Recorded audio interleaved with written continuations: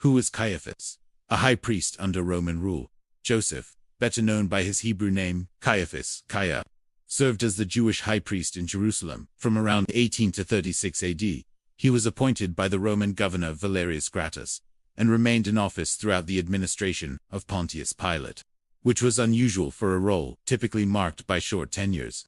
A priest of power and politics, Caiaphas married the daughter of Annas Ananias, a former high priest, and became part of a powerful priestly elite that controlled the high priesthood during much of the 1st century, 06-70 AD.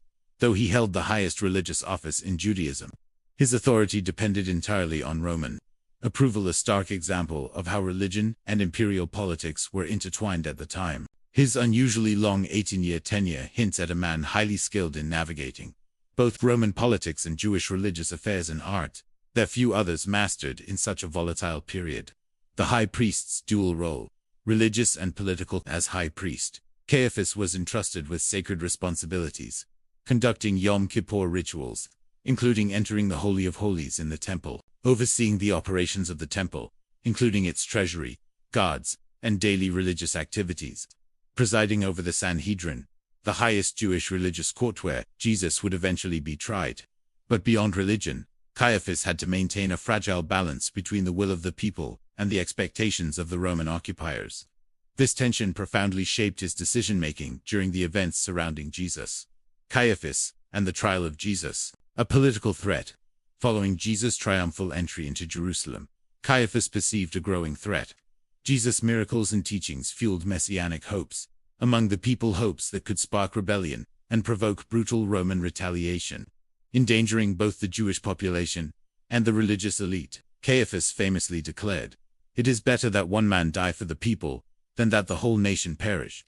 John 11:50. This statement, later interpreted by the Gospel of John 11:51-52, as a prophetic declaration of Jesus' sacrificial death, also reveals Caiaphas' political calculation: eliminate Jesus to preserve the nation and the power of the priesthood. An illegitimate trial. According to the Gospels of Mark and Matthew, Jesus was brought at night to the house of Caiaphas, an act that violated Jewish legal procedures, which forbade trials at night, trials during religious festivals such as Passover, a lack of a proper quorum for capital cases.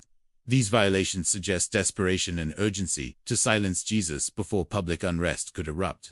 During the interrogation, Jesus' claim to be the Son of God was deemed blasphemy. Caiaphas tore his robes in dramatic protests, symbolizing the perceived gravity of Jesus' statement, and sentenced him to death. From the Sanhedrin to Pilate, however, the Sanhedrin lacked authority to execute capital punishment under Roman law. Caiaphas therefore presented Jesus to Pontius Pilate, accusing him of sedition, claiming to be king of the Jews, a politically loaded charge aimed at provoking Roman action. Historical perspective. More political than spiritual. Scholars like Jack Zavada of Learned Religions describe Caiaphas as the architect of the conspiracy against Jesus, driven not by theological conviction, but by a desire to protect the religious political status quo. The Jewish historian Flavius Josephus confirms both Caiaphas' long tenure and his collaboration with Roman authorities like Gratus and Pilate, reinforcing his role as a stabilizing but politically motivated figure in Jerusalem. Archaeological evidence. Caiaphas' tomb and ossuary. In 1990, a burial tomb from the Second Temple period was discovered in Jerusalem's Peace Forest. Inside was an intricately decorated ossuary bone box inscribed Joseph, son of Caiaphas, widely believed to belong to the high priest himself. Another, smaller ossuary from the same tomb also referenced the Caiaphas family, while some scholars questioned the identification due to the inscriptions, spelling, and mixed remains.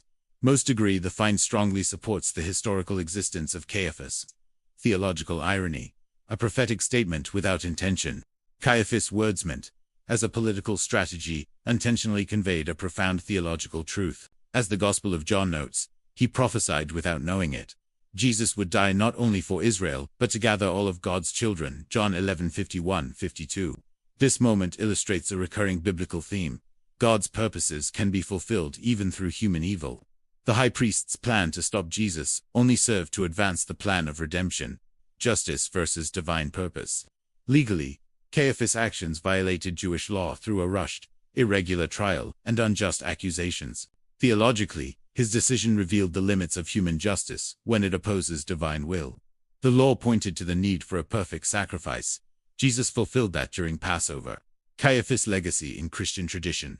Caiaphas has become a symbol of corrupted religious leadership, where institutional power overrides truth and political expedience replaces spiritual integrity.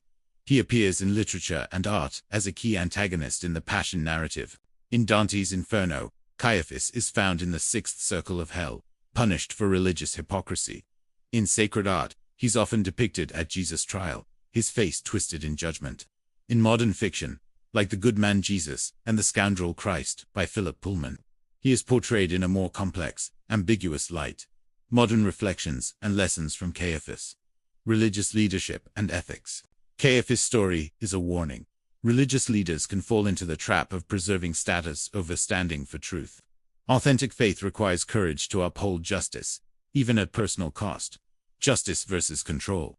His actions weren't rooted in the pursuit of justice, but in fear of losing control. It reminds us that legal systems without moral integrity can become tools of oppression. God's purpose always prevails. Despite Caiaphas' intentions, God's redemptive plan unfolded perfectly. As Job 12:12 says, God brings down and raises up. Even the schemes of men cannot stop divine will. Personal responsibility. Caiaphas' life challenges every believer to reflect. Are we truly seeking God's kingdom, or merely guarding our own reputation? Conclusion. Caiaphas, a key figure in the drama of redemption. Caiaphas was a man of power, politics, and influence, yet also a pawn in a divine plan he did not understand. He symbolizes institutional corruption, human fear in the face of transformation, the imperfection of earthly justice, the sovereignty of God over human schemes. In the end, Caiaphas judged Jesus, but in doing so, became an instrument of salvation for the world.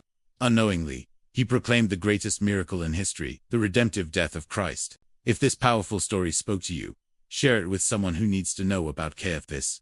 Don't forget to subscribe, click the bell, and like this video to help us bring more inspiring stories like this one. See you in the next episode.